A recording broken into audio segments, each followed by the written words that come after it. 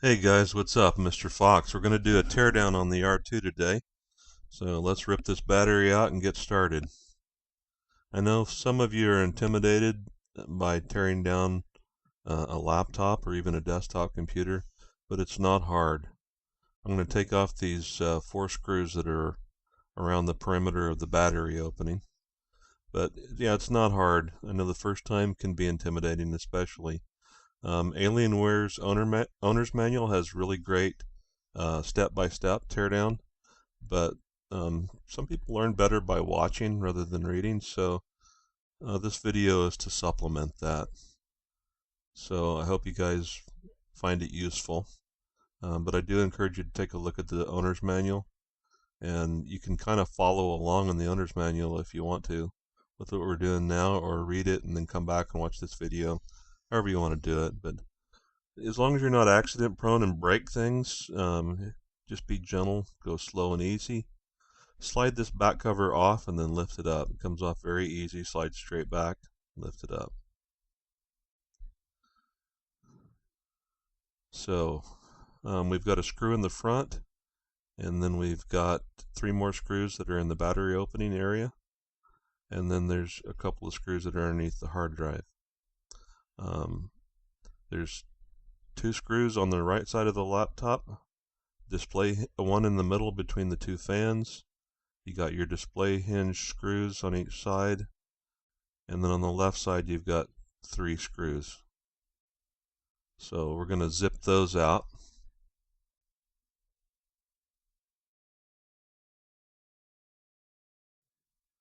So as I was saying, this isn't hard. As long as you're not accident prone, don't break things, you should be fine. Just take it slow and easy. Kind of follow along with what you see in this video. You can also look through the owner's manual for the M18xR2, and it gives you step-by-step. So this is just intended to supplement that. Dell did a really good job on the owner's manual. So if you haven't looked at that, take a peek. So we've got those screws out. I've already removed the screws that are underneath my hard drive. I leave them out, and the reason being is this ribbon cable has a tab that's easy to break on the front. If you leave the screws out, then you can leave the hard drive in. The next time you go to work on it, you won't have to take it out. The 3 screws here and the one on the very front are more than adequate to hold the palm rest securely. So that's why I just leave those screws out that are underneath the hard drive. And it's up to you if you want to do that, but to me it's easier just to not risk having to disturb that. Also makes the teardown a lot faster and easier. So leave those screws out, and I think you'll end up being happier with it. If you have to take out this for the first time, remove the Wi-Fi card, because that'll make the job a lot easier the next time. So let's take off the screws for the palm rest, or for the keyboard bezel. There's 3 on the left side of the laptop. One hole my screwdriver doesn't fit, so I have to use a small jeweler's screwdriver to get to that one. Be sure you use the right screwdriver tip. If you use a screwdriver that's too small or too big, you're gonna mess up the heads on the screws. So make sure the Phillips head fits really nice and tight. We've got the screw that's in between the GPU fan and the CPU fan on one side, and then there's 2 other screws on the opposite side. On the right side there's going to be 3 screws. On the left side there's 2.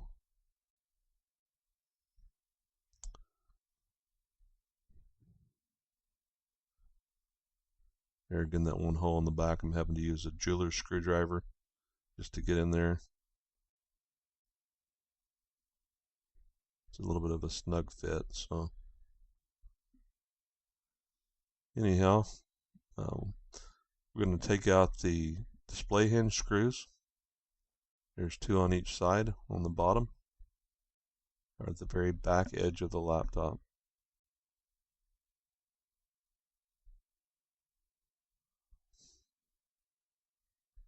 those screws are larger or longer than the rest of them. There's 2 on the top side of the hinges, so a total of 6 screws. These are the only screws that are a different size when you're doing the teardown, other than the screws for like your Wi-Fi card and your M18xR1 card. Those are smaller. So here, showing you the difference in length. Just bear that in mind when you have it apart, that the screws that are for the display hinges are about twice as long. They're the same diameter, but the threads are about twice as long as the rest of the screws. So let's go ahead and zip those off.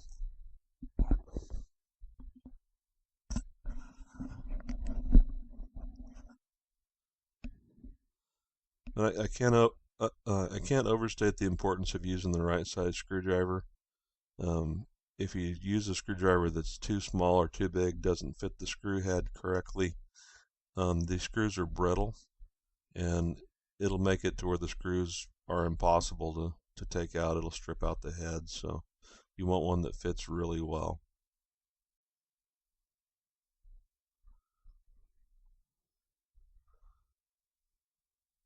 So we've got all the screws out. We're getting ready to flip it over and finish the teardown. So let's keep going here. I'm gonna readjust my camera here so you can see what I'm doing better. So I'm gonna pause and be right back.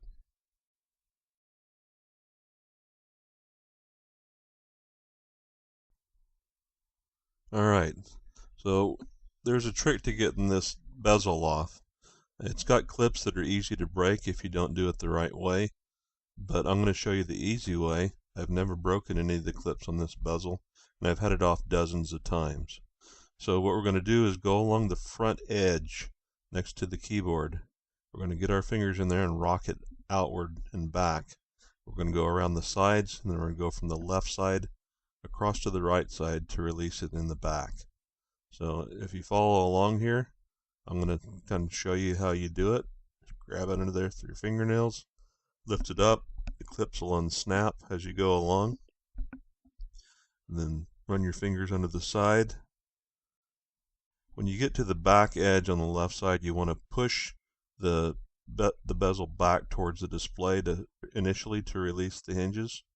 So just kind of push it back, put your finger on the back side between the display and the bezel, and just kind of start rocking it. Just be gentle, don't force it. The clips will turn loose if you just kind of rock it and just tilt that back a little more. Push it away from the keyboard towards the display, and then kind of run your finger along the front edge, lifting up the front edge, just kind of massaging it, work it a little bit, go slow and easy, and then those clips are gonna turn loose. It's kind of scary the first time because it feels like you're gonna break something, but if you use this technique, the chances that you'll break the clips are pretty slim. So we got that up, just kind of lift it up, work your way over to the right side, and then use kind of the same technique, pushing that back towards the display and then forward towards the keyboard, back and forth, and the clips will turn loose. See, I'm kind of rocking it back and forth here and lifting up. And there we go. It's loose. We're going to slide this back. There's a little flap that holds this ribbon cable and the connector. You kind of tilt it up like a hinge, and then that cable will just snap loose real easy. It'll just come out by itself. So lift up, see there, it just popped right out.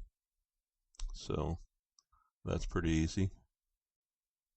Don't stress if you bust a clip off because it still fits pretty good, even if one of the clips gets broken. If you get enough of them broken off, you might not want to lay down flat. But you've got your display hinge screws back here, and then we've also got screws that go for the Tactex keys and the keyboard. A total of 6 of those. Those are small screws for the Tactex key and the keyboard. They're like the size of your Wi-Fi and M18xR1 screws, so keep those together so that you don't get them mixed up. It's just they're easy to spot. It's just they're so small, they get kind of buried in the other screws, so I usually put them in a pile by themselves. you want to use a magnetic screwdriver. I'd mentioned that, obviously you're not going to rub it on your hard drives or anything, but if you drop these screws down inside the laptop while you're taking them out, it can be a real pain. If you're putting it back together and drop them, then you got to tear it back apart again. So use a magnetic screwdriver so that you don't drop the screws. It won't hurt anything. So we got those out, got them zipped out, and we're going to slide this keyboard back. It's got tabs across the front that fit into little pockets in the palm rest. And we just slide it back, and then we'll lift it over face down on the palm rest. Pretty simple. Now, there's some ribbon cables here with connectors that are fragile you got to be careful with, kind of like the hard drive cable.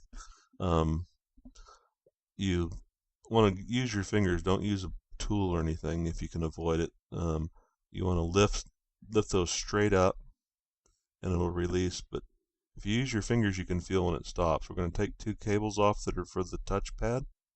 We'll just disconnect those. And then these other ribbon cables that are here are the ones you got to be careful. It's just straight up. You'll feel it. Use your fingernail, lift straight up. You'll feel when it stops. As soon as it stops, you stop. And then that ribbon cable will just lift right out of there, nice and easy. See that?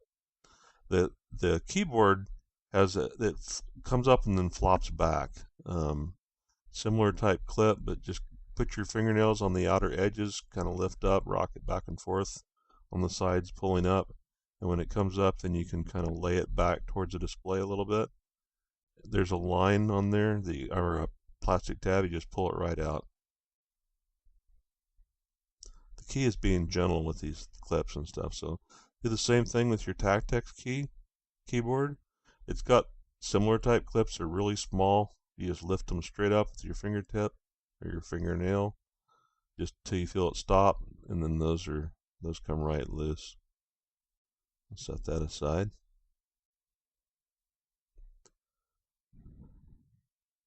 We've got screws on the top outer edges, and there's a screw right in the middle also that have to be removed, and then you got two display hinge screws.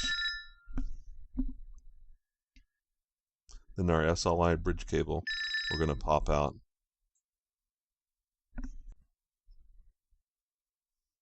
This is our LVDS cable. We're going to take that loose. There's a cable for the webcam that we're going to take loose, and then the Wi-Fi cables.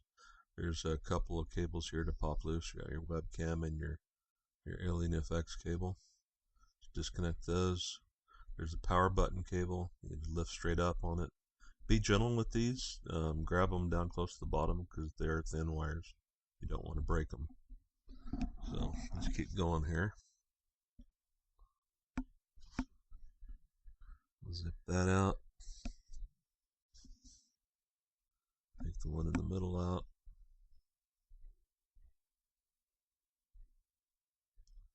Here again, other than the display hinge screws being longer, all the screws in the chassis are the same. Oh, actually, wait. The two that are underneath the hard drive are actually a little bit shorter. You want to make note of that. The ones that I mentioned to leave out, if you use, they're just a shade shorter, and if you use the wrong screws underneath the hard drive, it'll actually put a couple of bumps in the top of your palm rest, so you don't want that. So make sure you keep those off the side. They're also silver, where the rest of them have black heads on them. Those screws are silver heads. That's really important if you decide to put it back in. So let's pop off the SLI bridge cable. Just unsnap it. If you have a crossfire cable, it unplugs. So I've put some thermal pads on the bottom of this cable. It comes into contact with the heat sinks, and that thermal pad just helps isolate it and keep the heat off of it. Hopefully make it last longer. So anyhow, we've got those loose. That's our webcam cable. Let's pull it out of its guide. Let's lift straight up on the LVDS cable and snap that. Pull it out of its channel guide. Now, I forgot to disconnect the wires on the Wi-Fi card when we had it upside down a minute ago, so I'm going to have to do that now. It's better to just take them loose while you've got it upside down. So I'm going to unsnap those. Because we've got to pull these wires up through a channel on the back by the left display hinge. It's kind of a pain in the rear end to get those wires to go through that. Pulling them out's not too bad, but getting them to go back through there again is not fun. So just lift the display straight off.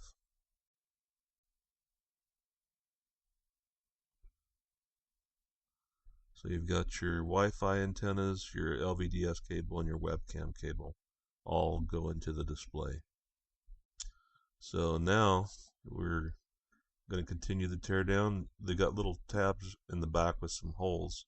You want to unsnap those. You'll want to not use a metal screwdriver to unsnap those tabs. For this I use a plastic pick tool. It's just a lot safer. You don't have to worry about scratching up your anodized finish. Just stick it in there and unsnap it. There's little slots to put it in. Pop it loose and work your way across the back. If you kind of put your thumb in onto the pocket for the hinge and then pull up, also helps it unsnap. So get those snaps turned loose and just lift off the palm rest. Comes unsnapped off the front. Now there's some holes in the bottom of the palm rest, like pockets that go across the front edge. Those fit on pins that stick up on the front of the chassis. I call them pins. You might call them tabs. I'll show you what I mean here.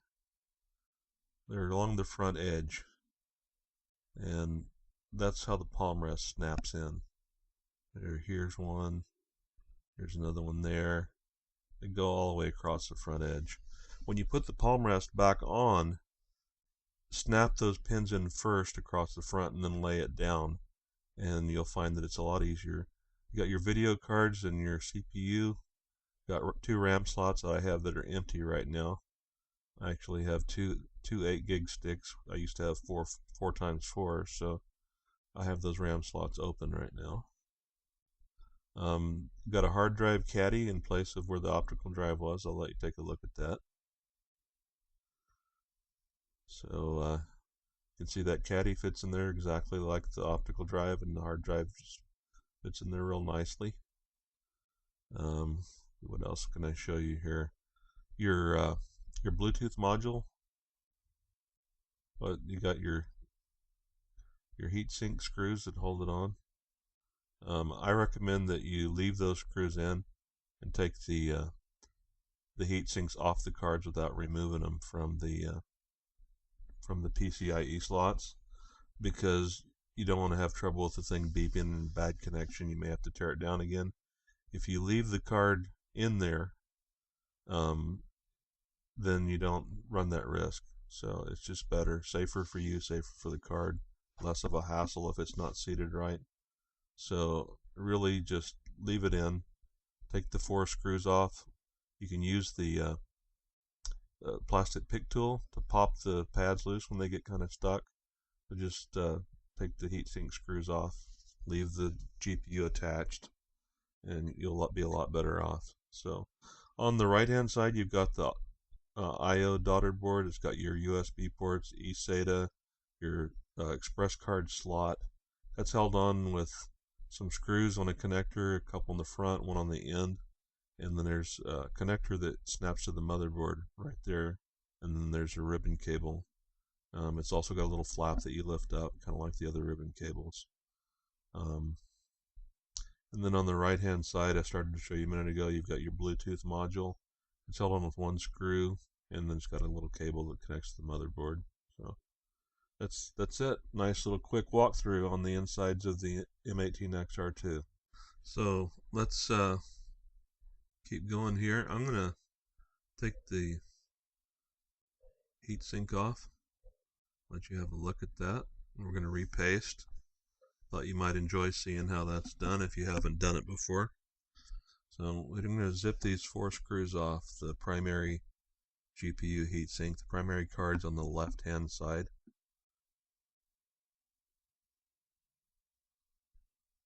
It's on the same side as the HDMI out.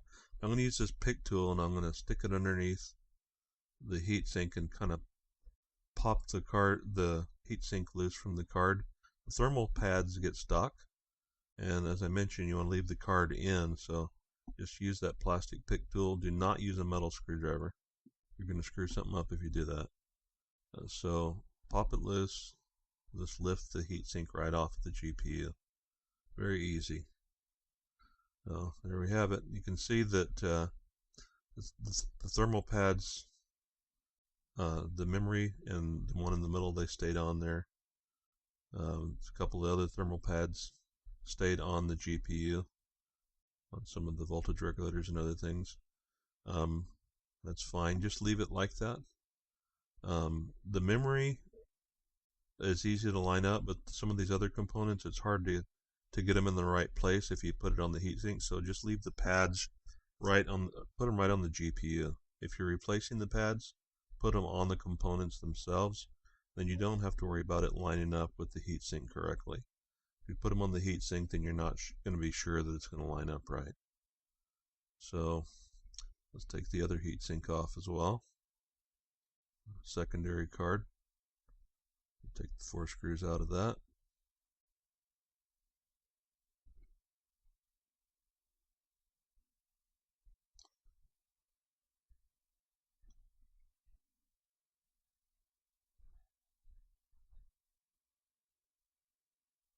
So we're going to use our pick tool again. Don't use a metal screwdriver.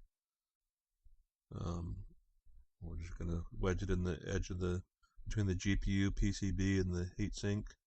Just twist it, use the flat tip, and twist it sideways, and those thermal pads will turn loose. If you use something metal, you run the risk of shorting something out on the card or breaking something off that's soldered onto the PCB. It's just not worth the risk. So lift that bad boy off of there, and you can see same kind of scenario. Some of those pads stayed stuck on the GPUs. The other pads stayed stuck on the heatsink. Not a big deal, just leave them that way. It's just easier. Don't touch the pads if you can help it. So now we're going to clean up these heat sinks. Got some cotton swabs and some rubbing alcohol.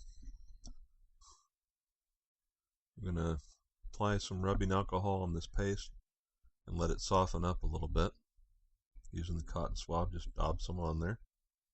Doesn't take a lot, but you want to get it wet enough so it can kind of eat that paste up so we can get it off easily. This paste that's on here now is IC Diamond. It's a great paste. I recommend it on GPUs. We're going to be going back. Notice the surface mounted components around the edge. There's not a whole lot of paste that's squished out around the sides onto that. That's a good sign. We only used as much paste as possible. You don't want to make a mess. You don't want paste just squishing out everywhere. It's not good, and it's a waste of paste. It's just a pain in the rear end to clean up later, so use moderation. We're going to use about a dot about the size of the tip of this Q-tip, or this cotton swab. Now, wipe it off. It's softened up a little bit. Just use the cotton swab and start smearing it around. It'll make kind of like a sludge. Most of it will go into the cotton swab. And we'll wipe it off with a clean paper towel when we're done. See all that paste that came off? Just kind of push it up in a pile and build it up. You can get it off with the cotton swab.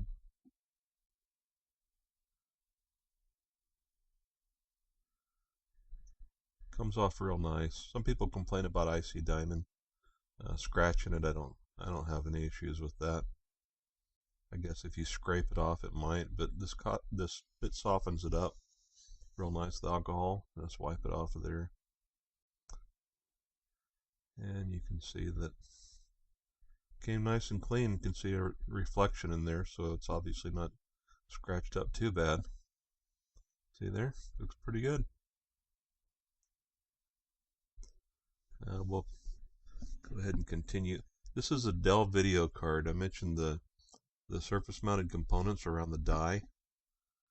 Clevo cards have a plastic shield that goes around it. Don't want to touch or don't want to mess with those surface mounted components. See, that just wiped right off of there. And the die is not scratched up real bad. You know, people saying the IC diamond scratches everything.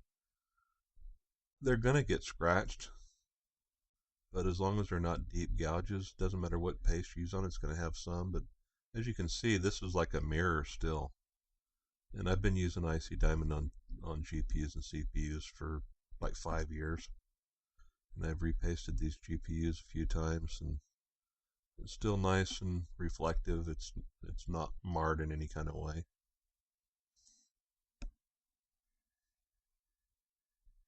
So wipe it off, get off any residue to get it nice and dry. And it's ready for new paste. Pretty simple.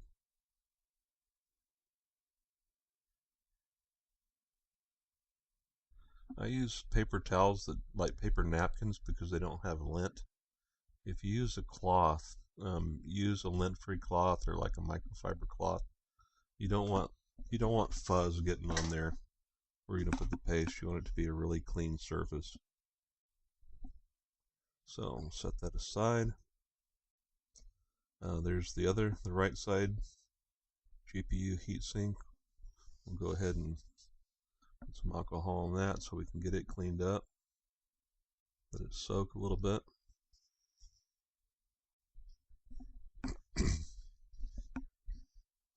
Putting some alcohol over on the CPU there, or the GPU core too. Go ahead and get it off there. This isn't coming off as easy on this one because I didn't let it soak as long as the other one. But it's still coming off. Would have come off a lot easier if I'd have let it set for a minute like we did on the first one. Feels like kind of a sludge now. A little bit of resistance from the cotton swab since it isn't completely softened up, but no biggie.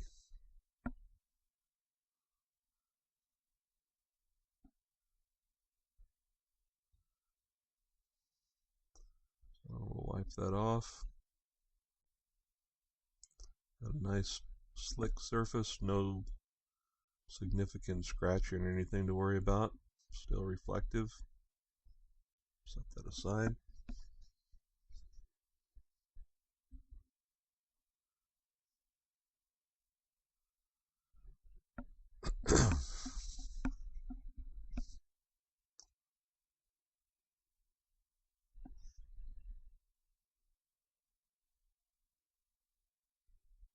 So I'm cleaning up this other, I just noticed that you're not seeing what I'm doing. I'm cleaning up the core on the other video card. Probably should have readjusted my camera so you could see what I'm doing, but basically doing the same thing I did on the other side a moment ago. Anyway, I was mentioning about not removing the video cards. If you're careful, it's not going to be a problem.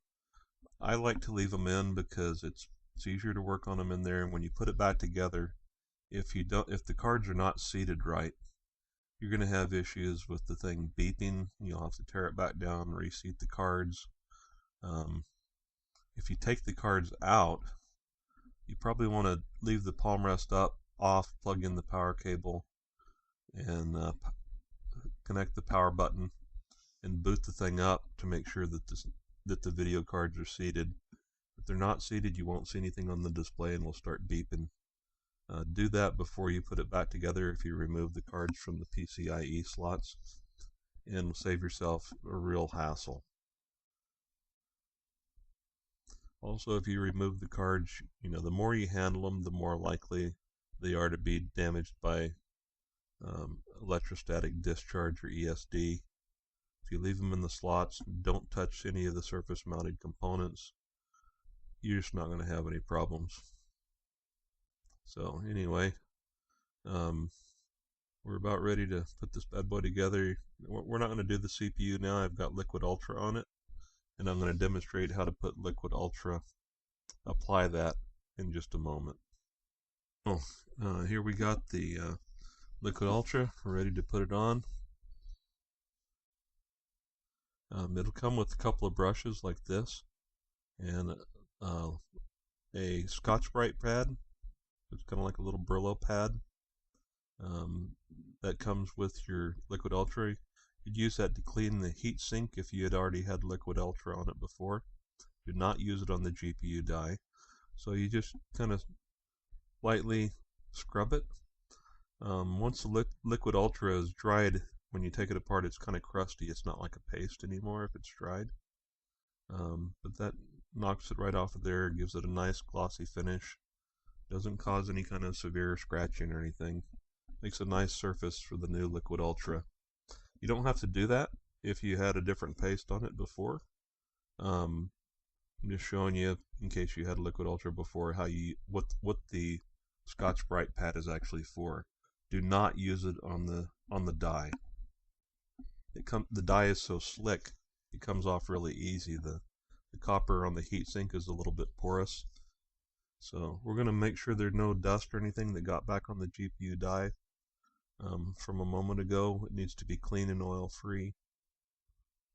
And we're going to take the Liquid Ultra and we're going to apply it a tiny bit right to the center of the GPU heatsink. I'm going to zoom in so you can get a little bit better look at what I'm doing here. Adjust my camera a little bit. So we're going to use I'm going to estimate about 1/3 the size of a grain of white rice. It takes hardly any of this paste at all, and you don't want any excess. This is going to be enough to coat both surfaces, the heatsink and the die. And we're going to use this little brush. See how small that is? It's tiny. It's probably not focused very well. It's not a very good video camera, but it's not very much paste at all. Like I said, about 1/3 of a grain of rice. You can always use a little bit more if it runs out, but as you'll see in a moment, this little tiny dot is going to be enough to spread across the heatsink and the die. I start. You want to make sure that the brush is clean, obviously, but just kind of start spreading it out. It does not need to cover the entire copper surface. Only needs to cover enough of the surface that mates with the die so that both halves are wet. But it's going to be a very thin film, almost like, it kind of reminds me of fingernail polish when I watch my wife putting her nail polish on. So you see it's collecting in the bristles of the brush, and we're going to start putting that right onto the GPU die now. Just take what we already had. We haven't added any more paste. Zoom out a little bit, and we're going to brush it on. You want to make sure that every surface of the die itself is covered. Brushing it out from the center to the edge. You don't want any bare spots. As I mentioned, when you assemble it, you want both halves to be wet, but you don't want any excess paste. You don't want it squishing out. And this is a Clevo GPU. I showed you a Dell GPU a minute ago. Notice the black shield that's covering up the surface mounted components. It's probably not as critical not to have excess because you've got that shield covering things, but we still don't want to have any extra paste that's going to squish out and get on anything. So just keep brushing it, making sure that it's coated evenly. Make sure that every part of the die has the paste on it all the way to the very edge. And as I'm finished, I'm going to start brushing towards the center. I'll show you what I mean here in just a second. There'll be like little beads of the paste, like you know, kind of like water droplets. We're going to want to make sure that those are in the center, so that as it squishes out, it's not squishing out off the edge of the die. It'll squish out from the center towards the edge. I'm going to go ahead and extend this out a little bit on the heat sink to make sure that it's at least large enough to cover the die.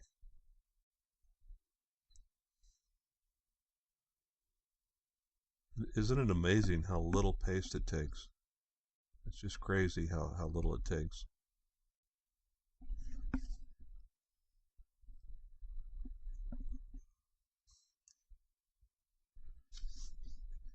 Just continue brushing it around little by little until you're sure that it's large enough to cover the die. You can see it's actually highly reflective. It's liquid metal. Alright, let me show you what I was talking about with the beads. Kind of like little puddles. I've got them pushed into the center. I think you could have seen that. And that's all coated, nice and even. So let's put this, let's assemble this GPU and heatsink.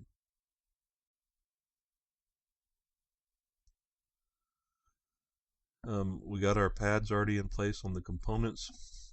That way we know that they're lined up correctly with the heatsink. Just as a reminder, put them on the components if you're replacing the pads. If they're already stuck in place on the heatsink, you can leave it, but that way they get lined up correctly. Just line it up and lower it down in place. We're gonna seat the threads on all 4 screws to make sure the threads are engaged with the support plate. But then as we tighten it down, we're going to go in an alternating crisscross pattern, corner to corner, instead of around and go from one corner to the next, alternating, so that it's like an X pattern or a crisscross.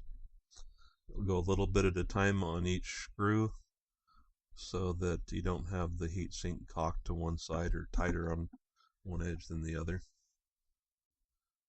It's not that critical because these are on like spring-loaded arms, and you want to go until the screws bottom out. Do not cinch them down real tight because it doesn't serve any purpose. All it does is makes the screws more likely to have the head stripped. As soon as they stop turning, just stop. Just bottom them out. That's all you need to do. You go in the crisscross pattern so that the paste is pressed out evenly instead of like pushing it from one end to the other. It's pushing it from the center out. That's the reason for the crisscross pattern. So see, I'm just bottoming out the screws. As soon as they stop, I stop. If you ever want to take these out again later, you're doing yourself a big favor. So we're not going to do the heatsink. I'm going to do this other GPU here.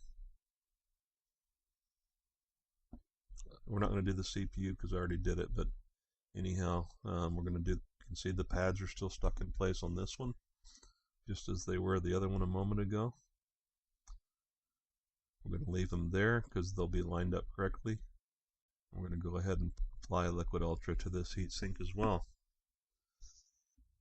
This tube is just about out, so I'm having a hard time getting it out of there. But there's not very much in a tube, but you can see it, you use so little. I have done, let's see, I did a desktop CPU, an XPS desktop. I did the R2 already once before. I did the M18xR2 and also did the Alienware 18.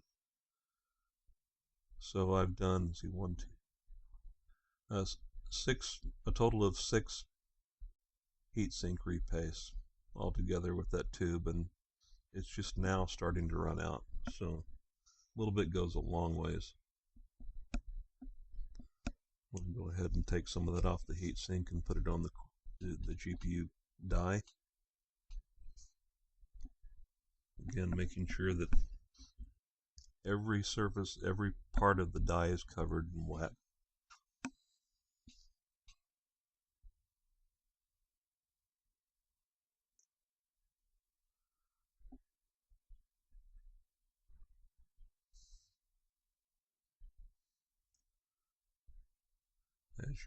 As you got it coated, then again brush it towards the center, so if there's any excess, the pile or the puddle, whatever you want to call it, will be in the middle of the GPU.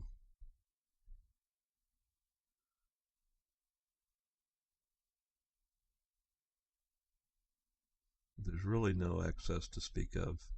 It's used very sparingly. any paste you use, whether it's Icy Diamond or Liquid Ultra, you don't want to use any extra, any more than necessary. Using extra doesn't make it run cooler. All it does is waste paste and makes a mess, and when you take it apart later, you wonder what in the world you're thinking. Why did I use so much paste? Because really it does make a mess. So there we've just about got that the way we want it. I'm going to pull it in towards the center so that if there's any excess, we've got a puddle or a pile in the middle so that it squishes out from the center outward. That way there's no excess squishing out off the edge of the die. There you have it. This Liquid Ultra is the only paste that you brush on. I use the like the dot, like the grain of rice or a BB size dot in the center of a GPU core, or a thin line down the center of the lengthwise on a CPU core, like on the i7. So this is the same brush I've used for all the repastes. The kit comes with 2 of them, and I'm still using the same one. It cleans up really nicely with rubbing alcohol, and just dip it in the alcohol and then wipe it off with a paper napkin. Again, I use paper napkins because they generally have no lint or fuzz. If you use a paper towel, they sometimes do. If you use a cloth, cloth almost always leaves residue unless you use a lint-free or a microfiber cloth.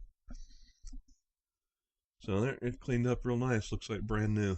It's ready to use again. So we're ready to install the other heatsink and button this thing up. To reassemble it, just go in reverse order. Again, you can refer to the M18xR2 owner's manual. It's a great guide, help you put it back together the right way. So I hope you found this video useful. Again, Mr. Fox, thanking you for watching, and have a great day.